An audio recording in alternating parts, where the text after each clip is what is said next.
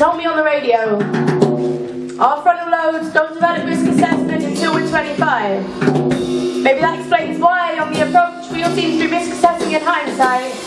Being little paralysed, frozen in the headlights, standing on the thinnest part of the ice, wondering why we... Hi, I'm Mello Baku, and I'm here today with John Runcie from Free Rangers, and also with Leicester Jazz House.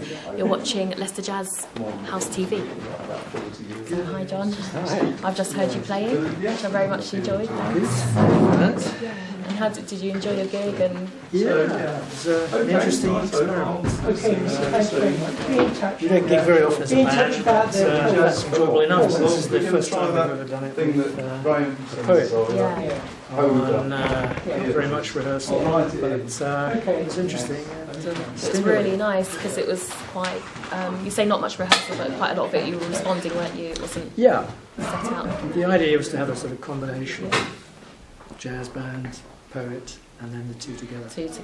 Or at least a series of duos and then with the I like that format. And that was Jess Green, she's quite sort of the up and coming thing, isn't she? Significantly lowering the age profile of the band by about 50 years. She was really good. Yeah. And you did a sort of duo thing with her, didn't you? Yeah. Very nice. Yeah, I enjoyed that. Trying to respond and listen to the poem. It's quite difficult actually with the acoustics. Nice if we had a monitor. Oh right, okay. You could hear it a little more clearly, but I think it worked okay. Yes. Take notes, someone. So Free Rangers is. You were saying this is the first time you've done it with the spoken word artist, but you don't gig loads. But I've seen you around for a while, so yeah, the band's been going for about 3 years now. 3 years. That's a decent amount of time. Yeah. And how's it been going? And what kind of tell us what the concepts of doing the Free Rangers? What's the Free Rangers set like? Well, I think it was an attempt to combine structure with a degree of freedom in terms of rhythm and harmony, which you don't necessarily get with the kind of straight ahead. Yeah, it's a bit more contemporary, isn't it, than a lot of the... Well, I don't know how contemporary it is. It draws a lot on these kind of experiments in music which go back actually to the 60s. But not the 20s. In the context of the Leicester scene, it's probably one of the more contemporary bands in the Leicester scene. So there's probably people like gigs so frequently. Well, Miles Davis, a bit of Miles Davis I was hearing at Ornette Coleman. Yeah, definitely Ornette Coleman. I mean, it could also be an Ornette Coleman tribute band. Sometimes. At times, so we're playing enough of his numbers. Well, it's good because a lot of other people don't. Yeah. And do you have some of your own compositions as well? Yeah, there were a few things in there by Jim Bailey, who's effectively the leader of the band. Yeah. So it's not entirely playing other people's music. So just to narrow in on yourself, you've played with lots of bands, I think, haven't you? Over the years. Mostly around Leicester? And going into the circumstances, but I lived in West Africa for 3 years and I played with... Did you play in West Africa? Jazz in West Africa? Sierra Leone. Wow. Jazz in Sierra Leone? Wow. With Sierra Leoneans? Yeah, with Sierra Leoneans. Wow. So that was interesting for me. But mainly, I've lived in Leicester for much of my working life. So the various bands that I've played with have mostly been Leicester based. Yeah, so I heard that you've met quite a lot of people as well and done interviews yourself. Yeah, this was an extension in some respects of my day job. I was teaching at Leicester University in the American Studies program with a special interest in what is now called African American history. Oh yeah? When I started teaching it was called the Negro in America. Wow, yeah. Hardly acceptable now, but African American history. So my research interests were in that field. So I had very good kind of reasons to spend quite a lot of time in New York for research purposes. Of course. But ended up in jazz clubs. Yes, indeed.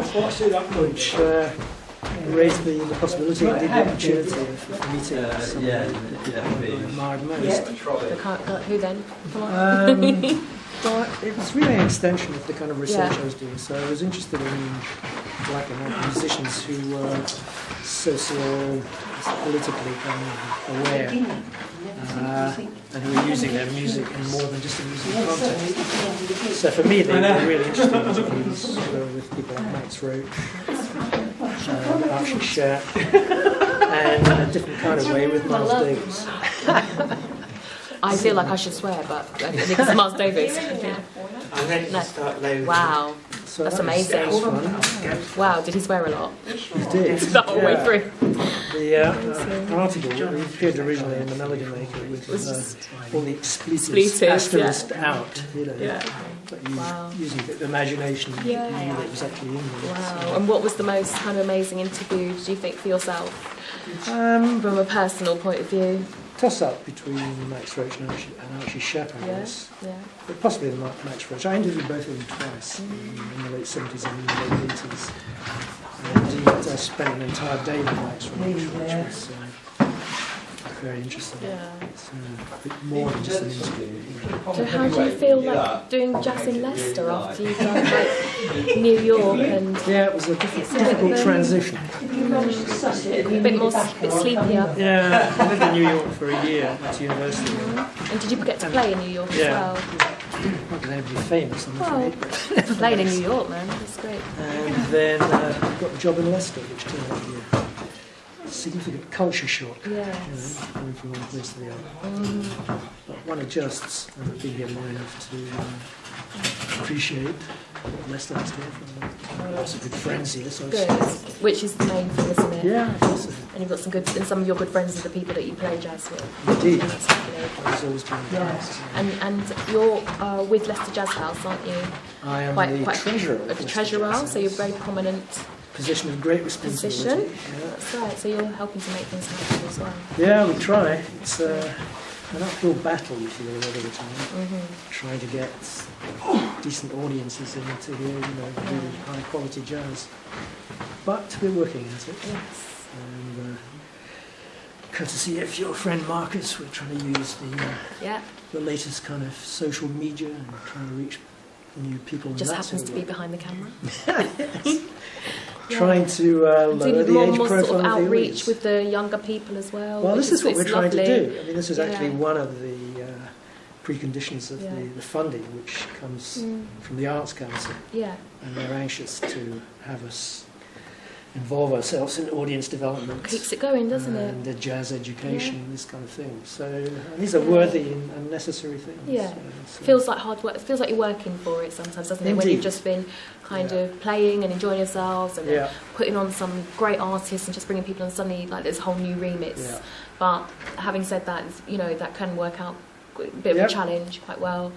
I mean, I have noticed a lot more younger people coming to events personally. I don't know, in Leicester, I don't know if you've noticed that with jazz. I'm glad you've noticed that because it's a trend which needs to grow. Needs to grow, doesn't it? Yeah. I mean, I've just come back from the jazz festival in Southport and maybe not some of those. You get the impression that the only young people around are the musicians. Yeah.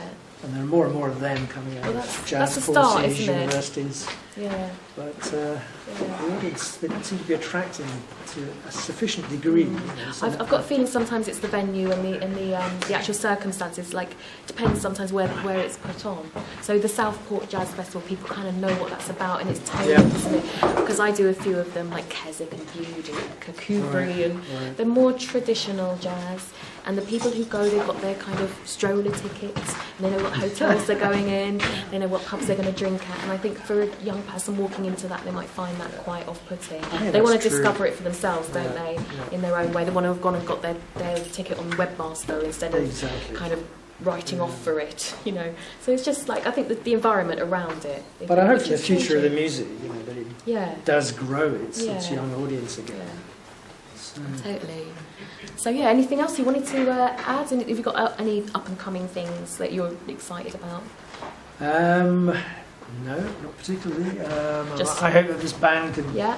repeat this evening's experience. Just more of the same, more Free Rangers stuff, and We've got a bit more with spoken word. We'll be doing a I gig know I at do a the bit spoken words. we'll be doing a gig at the Oh, Clarendon Park laughs. Arts Festival in the summer. Yeah, And I think we'll Oh, try that's and do nice. this combination again Yes. with the poetry.